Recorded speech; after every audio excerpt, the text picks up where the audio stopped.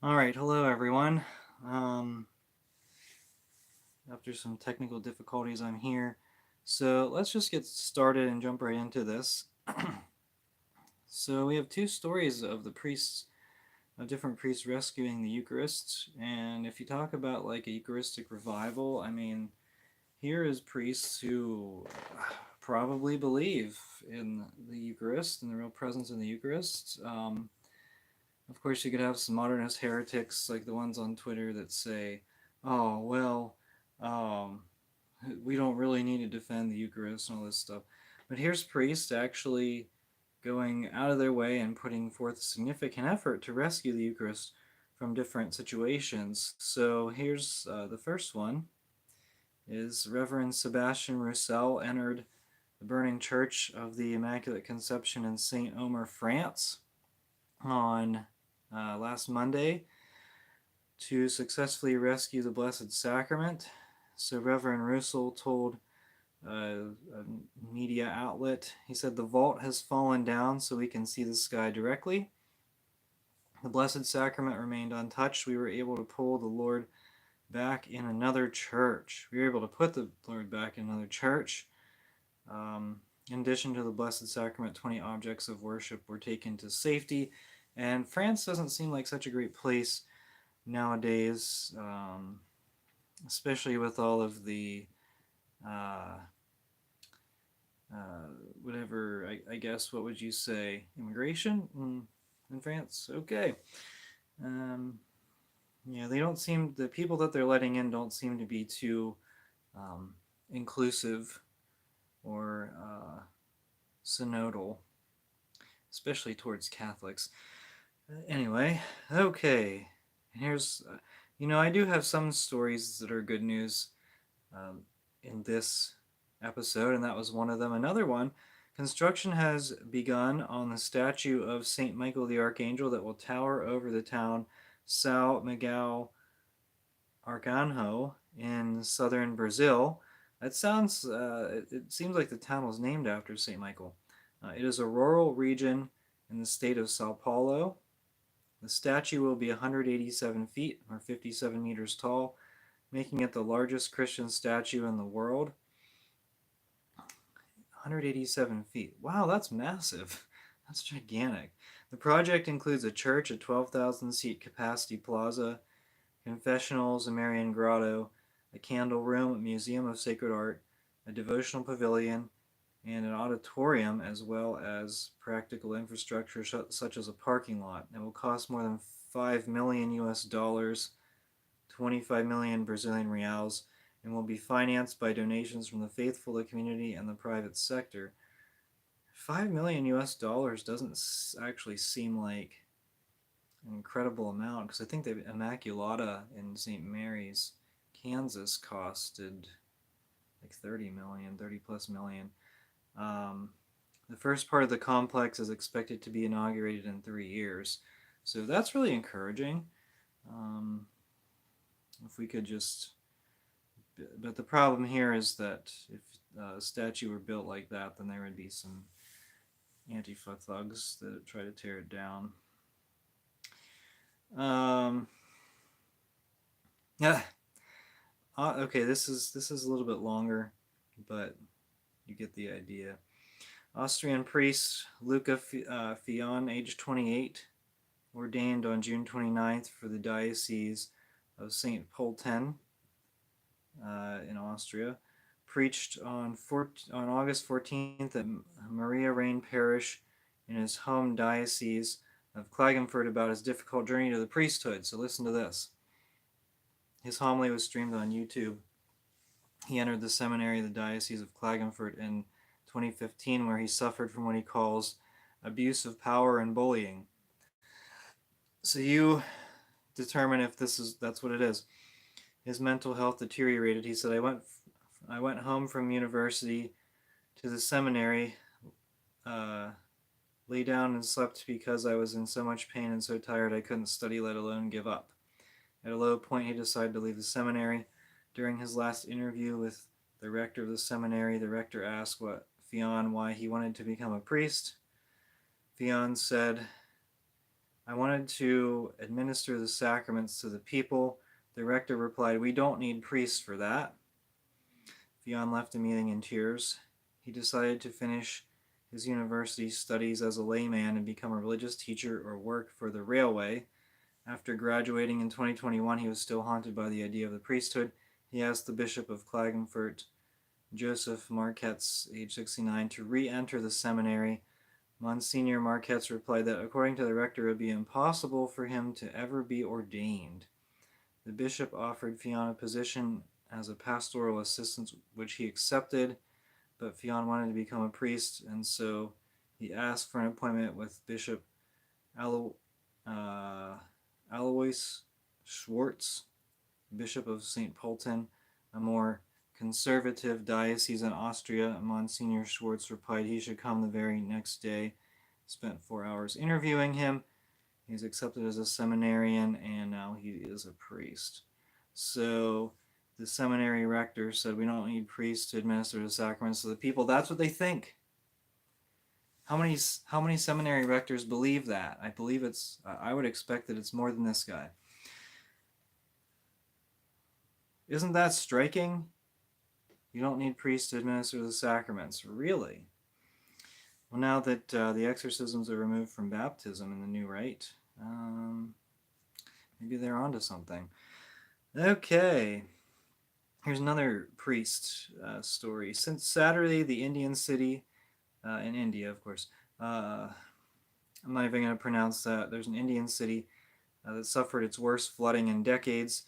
The Krishna River overflowed, submerging entire neighborhoods. In the midst of the chaos, Reverend Chinnappa Murugamala of the Catholic Church of the Infant Jesus rescued the Blessed Sacrament from his flooded church. The pictures are surprising because the water was pretty high. Like he was mostly like it was like almost chest level, I believe, for him. He was accompanied by 2 other men who waded through the chest deep water to retrieve the Holy Eucharist from the submerged church. So another priest who is really making an effort to rescue the Blessed Sacrament, and good for him. Good for him. This is the Eucharistic revival that we really need, not the one that the Francis Church is trying to undermine. So, and speaking of undermining Catholicism,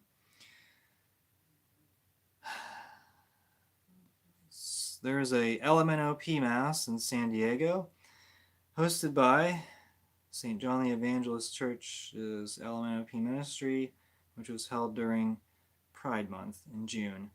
Bishop Ramon Bejarano,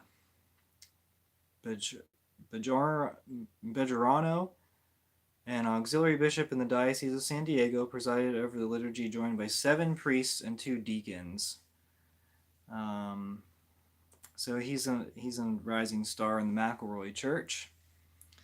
Bishop Ramon Bejarano.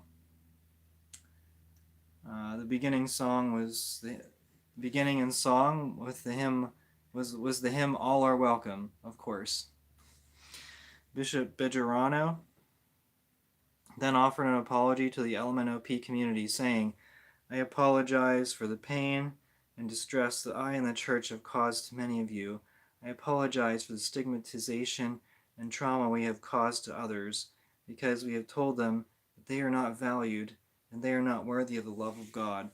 The multilingual Mass also included intercessions focused on the LMNOP community and other forms of marginalization that often intersect, such as refugees, those with mental illness, unhoused people, and all who are forgotten or thrown away. Unhoused people, that means homeless. And mental illness, those who suffer from mental illness, that could also include like those LMNOPs. So needless to say, the Chancery in San Diego must be a sick fruitopia. Pretty disgusting. I can elaborate on these intercessions. It's just a sicko place. But so their Bishop one auxiliary bishop of San Diego, Bishop Dolan, was recently promoted to the Diocese of Phoenix, and he was I don't know if this was his LMNOP church or not, but he was the pastor of an LMNOP church.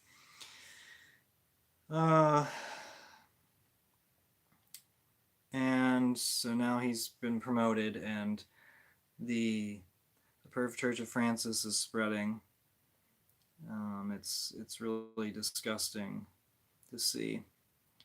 So, two petitions read in part. May those in the LMNOP community know that God loves them for who they are, and they are welcomed in our communities of faith. May those who have felt unwelcomed in the past be embraced in our faith community today.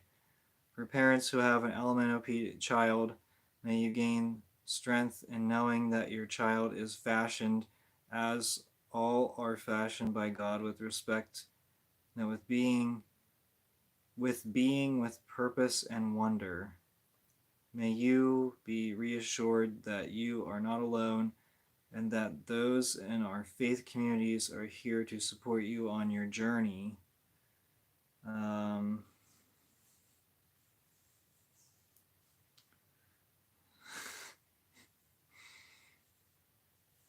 And then the bishop offered some fake blessing at the end where he said, help us to embrace that each of our beloved LMNOP Q plus siblings and everyone who is or feels marginalized by your church are beautifully and wonderfully made, all in your image.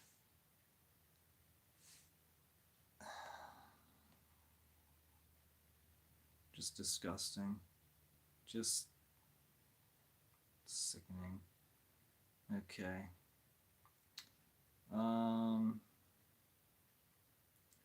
All right, let me go to one last comment here. Let's see if I can get this to load. All right, so we have the first bishop that I'm aware of. I don't know if it's true or not. First bishop that I'm aware of to apologize for the virus shutdown. And it's from a bishop who's no longer a bishop, or a bishop who no longer has a diocese. Bishop Strickland. He was responding to a comment by Eric Sammons. He said, Eric, I offer my apology as you have requested. I was duped by the media hype and should have been stronger.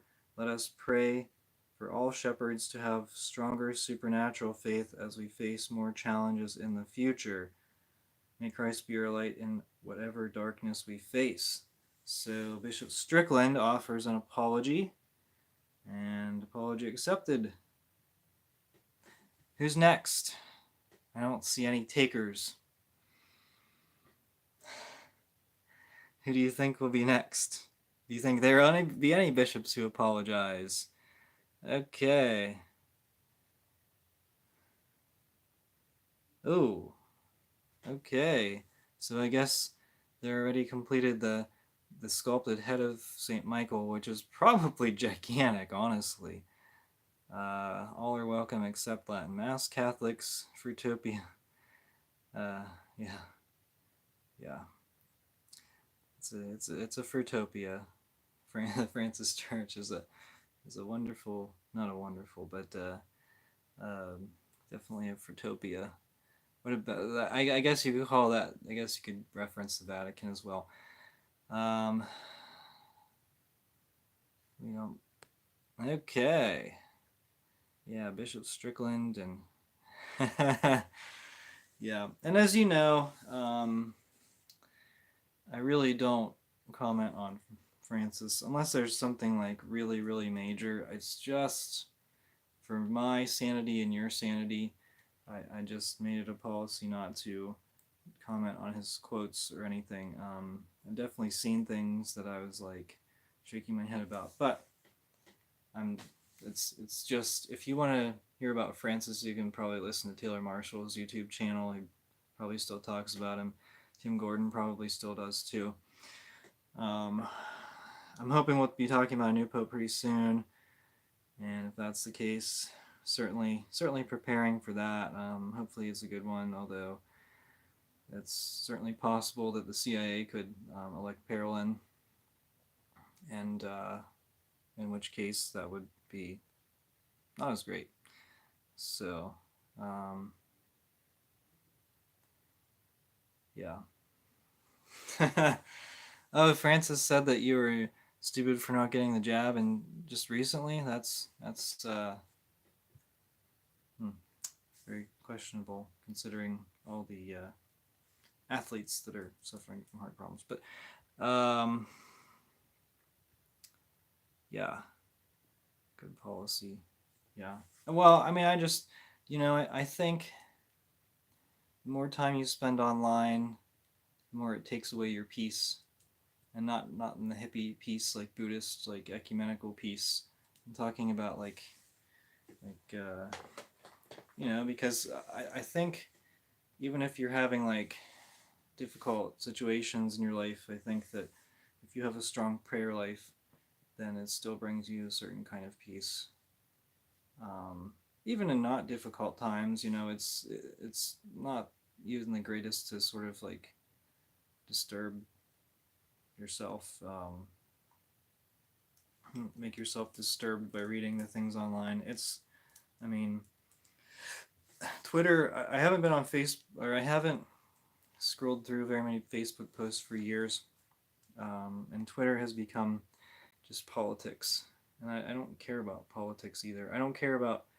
I'm not really interested in like calling out Francis anymore. I'm not interested in politics. It's just not. I'm interested in calling out heretics. I think is the big thing. But I don't need to follow politics because I have my opinions and you have yours, and nothing I say is going to change yours. Nothing I say is going to change your opinions.